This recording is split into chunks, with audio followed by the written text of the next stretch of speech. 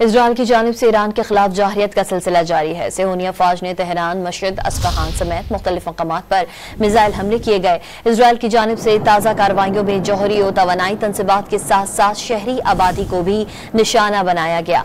कुम में फर्द पावर प्लांट पर हौलनाक हमला हुआ। इसी दौरान इलाके में 2.5 शिद्दत का जलजला महसूस किया गया। इजराइल ने ईरानी पार्लियामेंट के करीब और वजारत खारजा की इमारत पर भी मिसाइल दागे हैं, जहां कई इमारतों में आग लग गई। मस्जिद में इमाम रजा के रोजे के करीब भी बमबारी की गई है।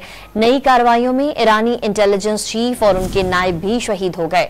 इजरायली हमलों में ईरान में बच्चों और खवातीन समेत अमवात की तादाद 224 तक पहुंच गई। सेहूनी अफवाज ने तेहरान, मशहद, अस्फहान समेत मुख्तलिफ मकामात पर मिसाइल हमले किए गए। इजराइल की जानिब से ताज़ा कार्रवाइयों में जौहरी और तवानाई तनसीबात के साथ साथ शहरी आबादी को भी निशाना बनाया गया।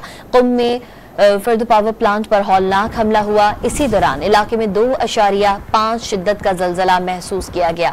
इजराइल ने ईरानी पार्लियामेंट के करीब और वजारत खारजा की इमारत पर भी मिसाइल दागे हैं, जहां कई इमारतों में आग लग गई। मस्जिद में इमाम रजा के रोजे के करीब भी बमबारी की गई है।